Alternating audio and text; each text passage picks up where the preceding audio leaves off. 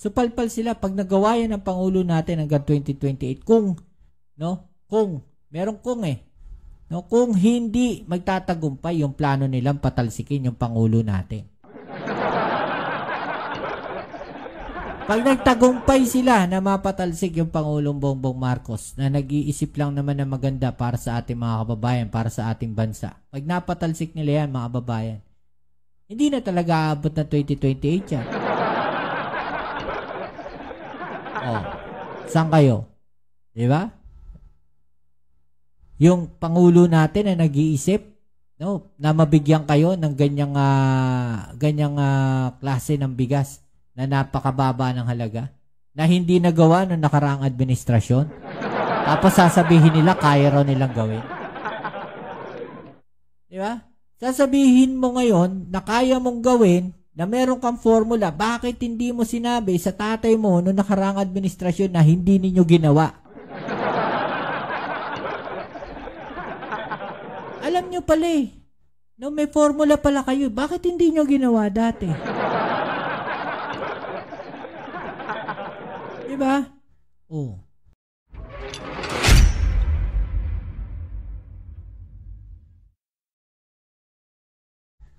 Ito nyo yung ginagawang hakbang ng ating gobyerno, yung ginagawang hakbang ng ating Pangulong Bongbong Marcos. Diba? Nakita ninyo yan, mga kababayan? Ganon ka-efficient, ganon ka-effective yung kanyang iniisip. Diba? Ganon kalawak, mga kababayan, yung iniisip ng ating Pangulong Bongbong Marcos. Diba? Kung paano niya magagawa yun. Diba? Imagine ninyo, no, na magawa yan ng ating Pangulong Bongbong Marcos, lahat makikinabang po dyan. Diba? Pati yung mga nagsasabing pati yung mga nagsasabi na sila ang may alam na solusyon. Diba, mga kababayan? Akala kasi nila, sila lang yung may alam. Yun yung yun yung pinaninindigan nila dyan. Yung parang sinasabi nilang, kami lang ang nakakaalam. No? Wala kayong alam. Alam namin, pero kayo hindi nyo alam. Hindi alam ni Pangulong Bongbong Marcos yan. Hindi niya alam kung paano niya gagawin yan. No? Parang ganun yung sinasabi nila. No? Ang dating kasi sila lang yung magaling, mga kababayan. Diba? Yun yung pangano nila doon sa mga sa mga followers, sa mga supporters nila. Sila yung magaling. Wala nang ibang magaling kundi sila lang. Sila lang yung may alam ng lahat ng gagawin. Eh di kayo na. Kayo na yung magagaling. Di ba? Kayo na yung mga matatalino, may alam.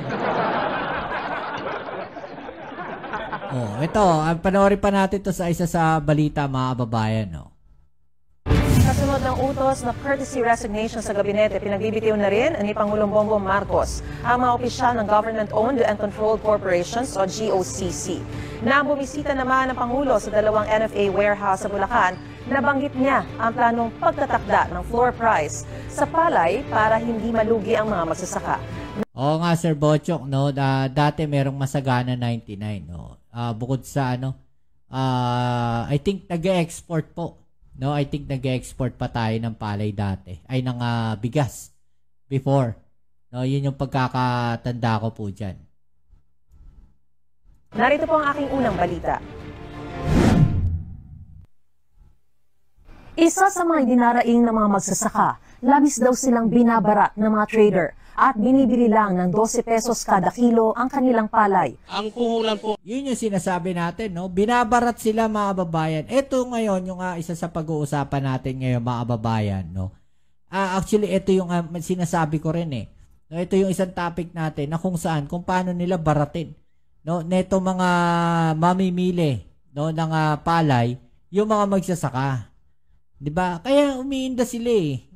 No? Ang ginagawa ngayon ng iba, ang sinisisi nila sa pag-inda nila, yung Pangulong Bongbong Marcos. Ang sinisisi nila, yung gobyerno. Bakit sisisihin niyo yung gobyerno? No, kung ang bumibili sa inyo, yung mga middleman. Sila yung nag-ano sa inyo. Kumbaga, sila yung nambabarat sa inyo, hindi yung gobyerno. O ba't sisisihin ninyo yung gobyerno? Diba? O, ulitin natin to, ha. Kasunod Kasunod ng utos na courtesy resignation sa gabinete, pinagbibitiw na rin ni Pangulong Bongbong Marcos ang mga opisyal ng Government-Owned and Controlled Corporations o GOCC. Nang bumisita naman ng Pangulo sa dalawang NFA warehouse sa Bulacan, nabanggit niya ang planong pagtatakda ng floor price sa palay para hindi malugi ang mga magsasaka. Narito po ang aking unang balita. Isa sa mga dinaraing ng mga magsasaka, labis daw silang binabarat ng mga trader. At binabarat sila ng mga trader, mga kababayan. Diba? Binibili lang ng 12 pesos kada kilo ang kanilang palay. Ang puhunan po kasi naming farmer sa bawat isang hektarya, hindi po bababa sa 50,000. Pero pagka po nabili na yung palay nyo po, napakababang halaga. Hindi mo na po kinikita kasi marami ka pang babayaran. Sabi ni Pangulong Bongbong, kasama sa mga babayaran ninyo bilang farmers, no, sa isang hektarya na lang kunwari, no, yung mga fertilizers, 'di ba? Yung traktora kung wala kang traktora, 'di ba? Balita ko pinapaarkila yung traktora na dapat libreng nagagamit. 'Di ba?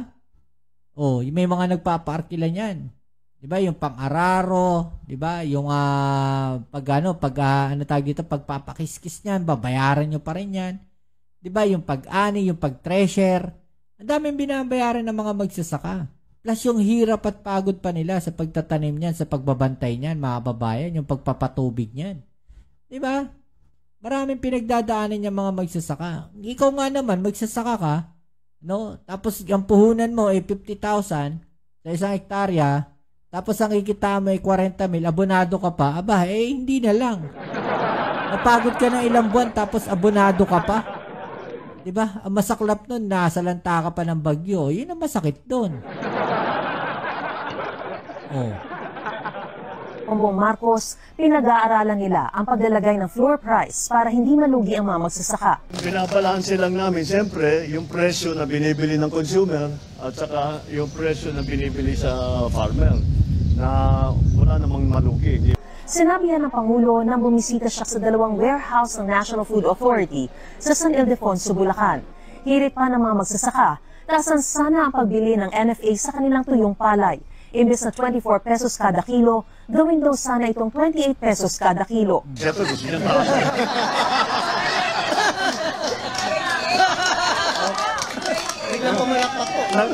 Nagkamali ako ng tanong.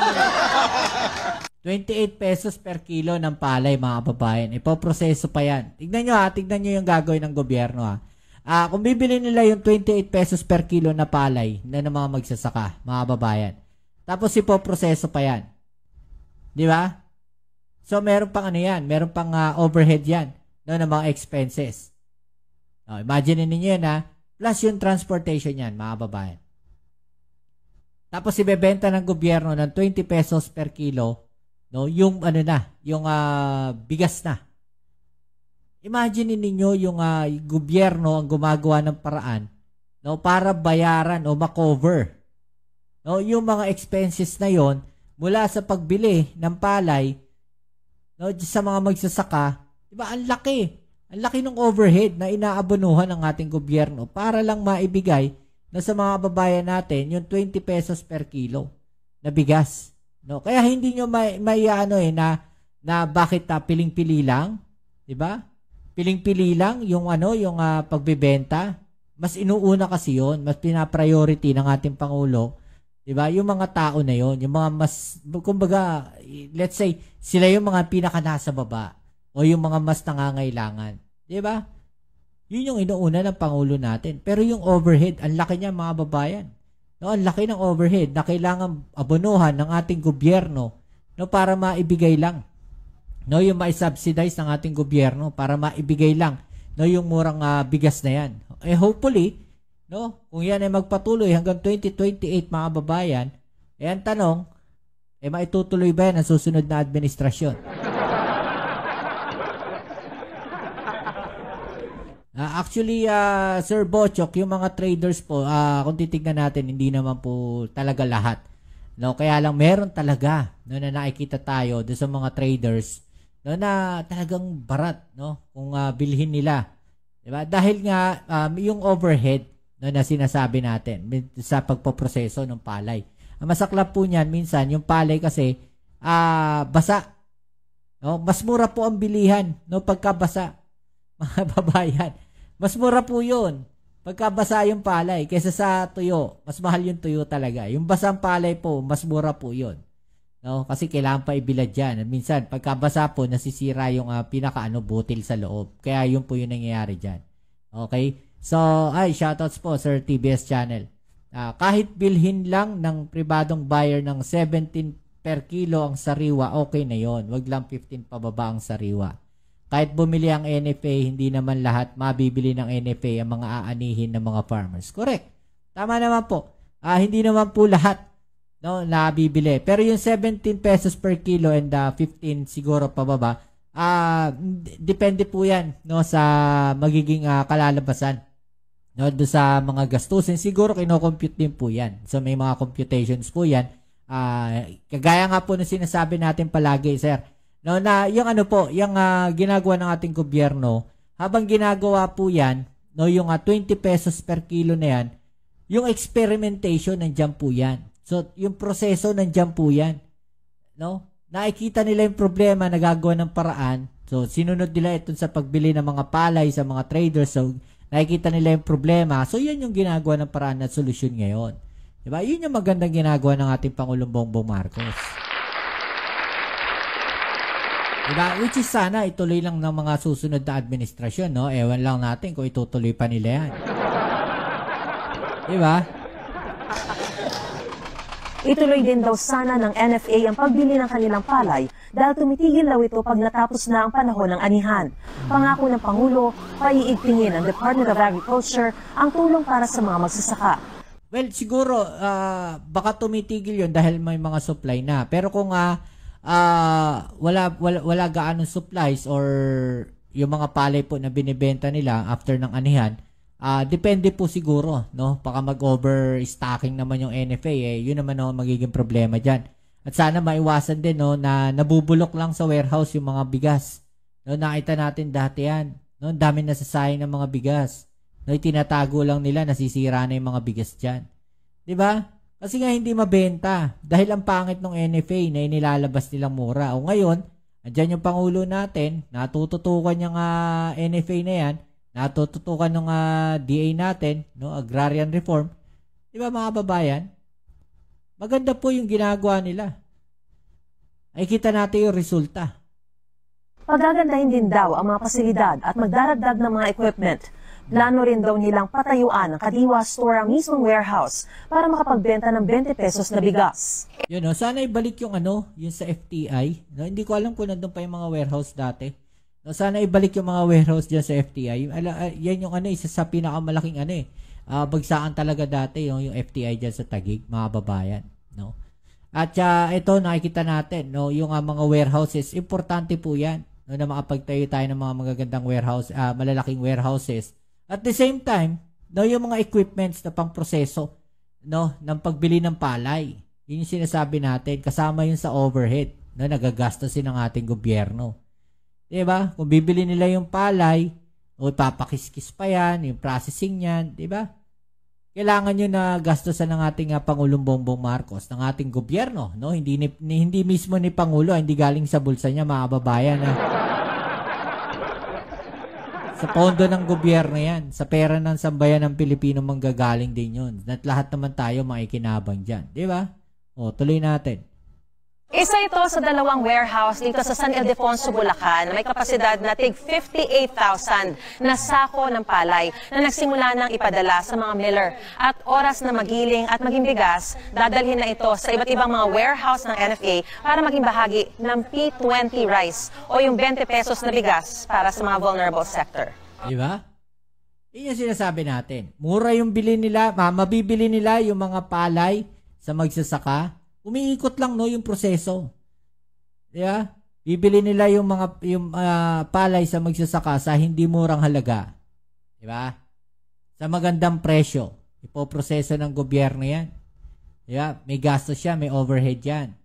Diba? Hanggang sa maibenta, hanggang sa makuha yung 20 pesos per kilo. No? Yun yung inahabol ng ating gobyerno. Yung makapag-abono, yung gobyerno natin, yung subsidy na sinasabi. Para maibenta o maibigay yung 20 pesos per kilo na yan. Di ba? Ayon sa NFA, target nilang maibenta ang 20 pesos na bigas sa buong bansa na sa susunod na taon. We are on the planning stage. Meron ng mga technical working groups on how we will implement this on a nationwide scenario. Ang 20 pesos na bigas ng gobyerno, kinikwestiyon ng ilan dahil sa timing nito, lalo't inilunsad ang programa sabay sa panahon ng eleksyon. Hanggang kailan daw ito kayang tustusan ng gobyerno? Sagot ng Pangulo, Yung mga nagsasabi, hindi, ano lang yan. Medyo, ano lang yan, pampapogi lang yan. Watch me sustain it. Tama. And then, we'll talk in May of 2028. Oh, natuloy ba o hindi? We found a way. We found a way. matapos naman Yun yun, mga babayan. No? Yun yung parang hamon ng ating Pangulong Bongbong Marcos sa kanila. Kapag ito nagawa ng Pangulong Bongbong Marcos hanggang 2028, hanggang sa pagbaba niya ng kanyang pwesto bilang Pangulo ng Pilipinas. Di ba? Supalpal sila lahat yan. Di ba? Supalpal sila pag nagawa yan ng Pangulo natin hanggang 2028. Kung merong kung no, kung hindi magtatagumpay yung plano nilang patalsikin yung Pangulo natin. Pag nagtagumpay sila na mapatalsik yung Pangulong Bongbong Marcos na nag-iisip lang naman na maganda para sa ating mga kababayan, para sa ating bansa. Pag napatalsik nila yan, mga kababayan, hindi na talaga aabot na 2028 yan. Oh, saan kayo? Diba? Yung Pangulo natin na nag-iisip, no, na mabigyan kayo ng ganyang klase ng bigas na napakababa ng halaga, na hindi nagawa ng nakaraang administrasyon, tapos sasabihin nila kaya raw nilang gawin. Di ba? Sasabihin mo ngayon na kaya mong gawin, na meron kang formula, bakit hindi mo sinabi sa tatay mo noong nakaraang administrasyon na hindi ninyo ginawa? Alam nyo pala no, may formula pala kayo. Bakit hindi nyo ginawa dati? Diba? Oh. So, ayan, mga kababayan, ano masasabi niyo dyan, no? Ay, so,